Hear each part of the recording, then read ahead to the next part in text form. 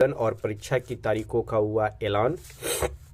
तीसरे चरण की शिक्षक भर्ती परीक्षा 7 मार्च से, जी हाँ, जो बीपीएससी तीसरे चरण की शिक्षक भर्ती परीक्षा होने जा रही है वो 7 मार्च से 17 मार्च तक होगी और फॉर्म भरने का जो डेट है वो 10 फरवरी से लेकर 23 फरवरी तक लास्ट डेट है। सारा अपडेट इस वीडियो में आज हम आपको देंगे। देख सकते हैं कल बीपीएससी का पीसी था यानी कि प्रेस कॉन्फ्रेंस था, उसी में ये बातें बताया गया। प्रेस कॉन्फ्रेंस में बीपीएससी के अध्यक्ष अतुल प्रसाद व सचिव रजबी भूषण ये सारी जानकारी दी है। परीक्षा कार्यक्रम आवेदन 10 से 17 फरवरी तक होगा। परीक्षा जो होगा 7 से 17 मार्च तक। प्रमाण पत्र आज से अपलोड करें। शिक्षा विभाग विषय व कक्षावार भेजा जाएगा सूची, उसका है यहाँ पे देख सकते हैं। इस चरण में पूरक रिजल्ट नहीं होगा जारी। 87,000 पदों पर इस बार शिक्षकों की नियुक्ति होने की संभावना है। एक ही पेपर होगा, इस बार भी पेपर परीक्षा में निगेटिव मार्किंग की व्यवस्था नहीं होगी। बीपीएससी अध्यक्ष ने प्रेस कॉन्फ्रेंस में दी जानकारी, होली के पहले रिजल्ट संभव। तो चलिए इस खबर को विस्तार से देखते हैं। जो लोग चैनल पर नए जुड़े हैं एक बार चैनल को सब्सक्राइब जरूर कर लीजिए, बेल आइकन को प्रेस जरूर कर लीजिए ताकि पल पल का आपको अपडेट मिलता रहे। और जो लोग बीपीएससी 3 का ग्रुप ज्वाइन नहीं किए हैं वो ग्रुप ज्वाइन जरूर कर ले ताकि आगे आपको लाभ मिलता रहेगा, वहाँ पे नोट्स भी अवेलेबल होते रहेंगे। ये खबर पटना छप के आ रही है। हिंदुस्तान पेपर के फ्रंट पेज पे इस न्यूज को प्रकाशित किया गया है। इसमें कहा जा रहा है कि बिहार लोक सेवा आयोग ने तीसरे चरण की शिक्षक भर्ती परीक्षा की घोषणा कर दी है। जी हाँ, एक बार आप देखे होंगे कि जो लोग अगस्त की तैयारी कर रहे थे उसके बीच एक बड़ी बहाली आ गई है। जिनके पास ये डॉक्यूमेंट है, सर्टिफिकेट लेके बैठे हुए, उनके लिए अच्छी मौका है। इस चरण में करीब 87,000 पदों पर नियुक्ति होगी। लोग अनुमान लगा रहे थे कि 50-60 हज़ार सीट आएगी, लेकिन सीट अब एक के बार बढ़ के 87,000 पदों पर हो गई है। आवेदन की प्रक्रिया 10 फरवरी से शुरू हो जाएगी, यानी कि 10 फरवरी से आपको फॉर्म भरना होगा और लास्ट इसका जो डेट होगा वो 23 फरवरी तक होगा।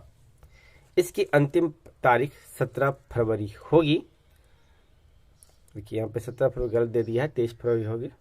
परीक्षा 7 मार्च से 17 मार्च तक होगी।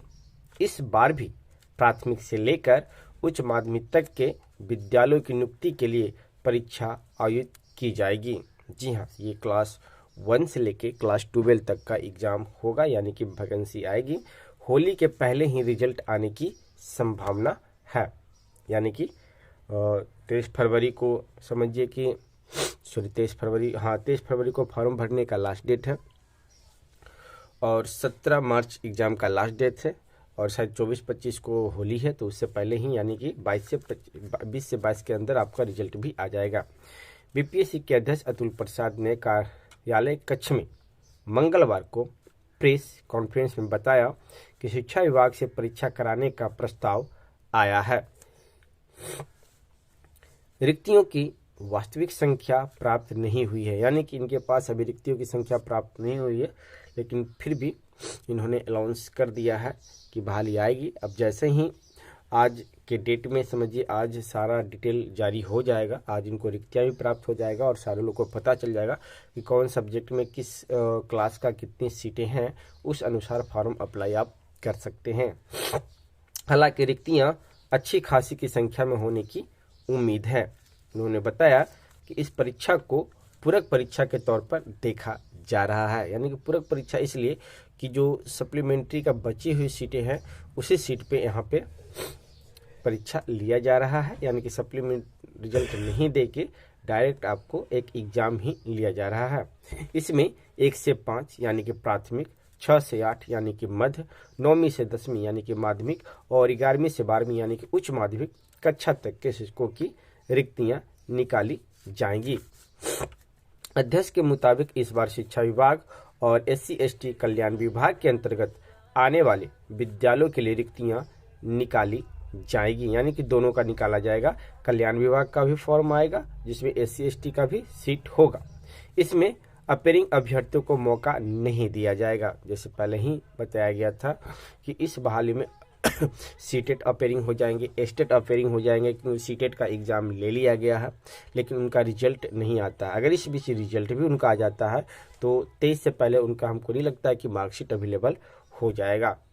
और एस्टेट का तो अभी एग्ज़ाम ही नहीं हुआ, उनका अता पता भी नहीं है, तो शायद वो दोनों छट जाएंगे। अगर विभाग पे दबाव बनाया जाए, आयोग पे नहीं विभाग पे दबाव बनाया जाए, तो शायद उन लोगों को मौका देने को मिल सकता है।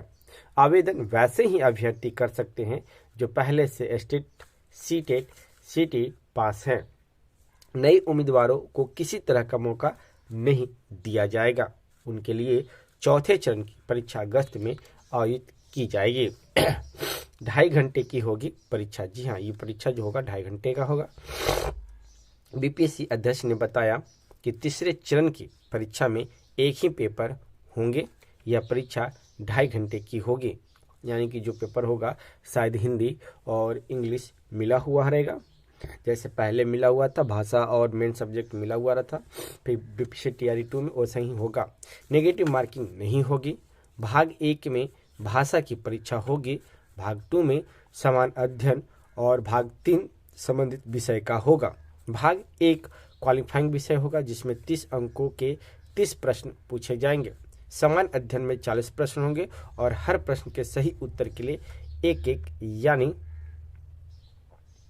कुल 40 अंक होंगे।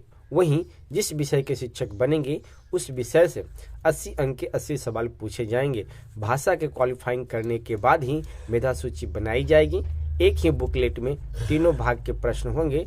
परीक्षा का सिलेबस एनसीईआरटी और एससीईआरटी से रिलेटेड होगा। देखिए, प्रमाण पत्र आज से अपलोड करेंगे। बिहार लोक सेवा आयोग ने पिछड़ा एवं अति पिछड़ा वर्ग कल्याण विभाग के अंतर्गत आने वाले विद्यालयों के लिए पूरक रिजल्ट जारी किया था। इसमें सफल अभ्यर्थियों को 7 फरवरी से लेकर 11 फरवरी तक आयोग की वेबसाइट पर प्रमाण पत्र अपलोड करना है। शिक्षा विभाग विषय व कक्षावार भेजेगी सूची। अभी उनको सूची प्राप्त नहीं हुई है, यानी कि बिहार लोक सेवा आयोग के माध्यम से तीसरे चरण में करीब 87,000 पदों पर शिक्षकों की नियुक्ति होगी। इसमें प्राथमिक से लेकर उच्च माध्यमिक शिक्षक के पद शामिल होंगे। शिक्षा विभाग जल्द ही विषय और कक्षावार पदों की सूची आयोग की भेजेगा। विभाग की ओर से पदों की गणना की तैयारी अंतिम चरण में है। पहले और दूसरे चरण में खाली रह गए पदों को भी इसमें जोड़ा जाएगा। इस चरण में पूरक रिजल्ट नहीं होगा जारी, यानी कि आयोग के सचिव रवि भूषण ने बताया कि तीसरे चरण में पूरक रिजल्ट नहीं निकाला जाएगा। यह एक तरह से पूरक परीक्षा ही है। 1 से 2 दिनों में परीक्षा संबंधी विज्ञापन जारी होगा। यह परीक्षा दूसरे चरण की तरह होगी। आवेदन करते समय ध्यान रखना होगा, किसी तरह की गड़बड़ी होने पर अभ्यर्थी खुद जिम्मेदार होंगे। दूसरे चरण की बहाली प्रक्रिया समाप्त हो गई है, यानी कि ये कहकर बोल दिया गया है। तो छोटा सा अपडेट हमने आपको दिया दोस्तों। इस तरह का और भी कुछ अपडेट आता है तो उस अपडेट से भी हम आपको रूबरू जरूर कराएंगे। तो फिर मिलते हैं एक नेक्स्ट वीडियो में। धन्यवाद दोस्तों।